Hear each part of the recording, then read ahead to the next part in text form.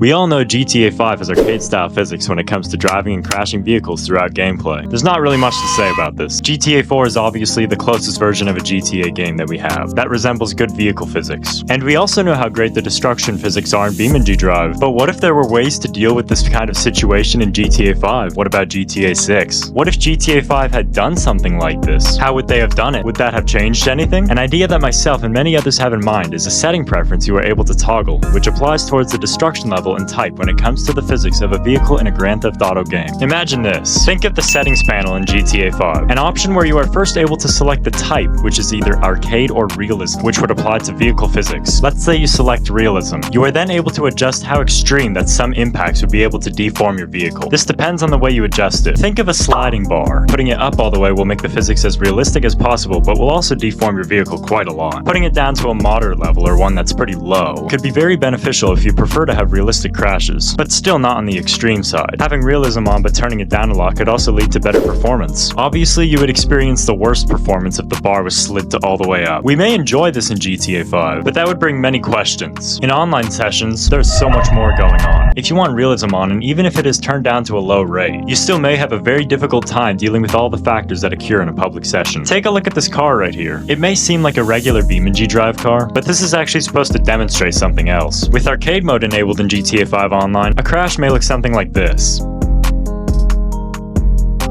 Nothing really happened at all. And yes, this applies to many things. Let me get some police AI real quick. But don't worry, I won't just show police chases. This also applies to quick races and maneuvering the streets. But with these chases, I'm gonna try making my getaway. It's pretty peaceful right now.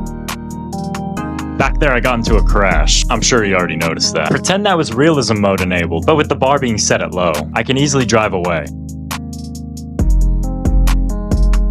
But I guess that can happen. Now comes the extreme realism. This is the car I'll be using. Not too out of the ordinary. If I had realism turned up all the way on that bar, in GTA of course, I would probably rage pretty often. Yes, I would admire the beautiful physics, but I practically wouldn't be able to drive anywhere without crashing. Because cars in GTA will always eventually hit something, especially in online. Those sessions are never peaceful. Trying to turn and you hit something? Straight to Los Santos Customs. This is not Los Santos Customs, okay? Just supposed to represent it. You hit a wall a little too hard. Back to the customs, yet again. I'm gonna get a few cars to chase me. There's lag. Just gonna fix that real quick. Alright, it should be fixed. I'm being chased. Let's pretend the realism slider is turned all the way up in GTA. So I might be in a bit of a situation here. Such a small yet devastating crash. You also have to remember this. With realism, my character would have probably taken a lot of damage from this. I think we get the point, man. You may find yourself in a situation where you have a little vehicle like this. You will definitely have to be able to run. Let me just take this off real quick.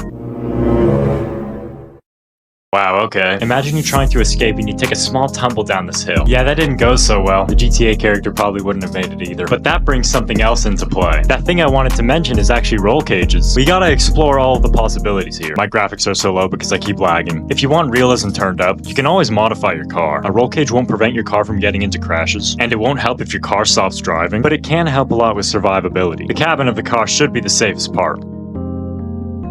Nothing caved in, but having a roll cage equipped can still be very useful. Let's see if this looks survivable. It would have looked a lot worse without the roll cage. Do you want to know my final thought? Obviously, GTA 5 will never add something like this. To try the best vehicle physics, GTA 4 itself or mods for GTA 5 will work. GTA 6 will most likely not have better physics than GTA 4. We've seen this from the trailer and other sources, but who knows, maybe it could happen. GTA 6's vehicle physics will probably be very similar to GTA 5's, although there's not too much information to elaborate on that. Don't get me wrong, GTA 5 is a great game. As long as GTA 6 is enjoyable and fun, I think everyone will be happy.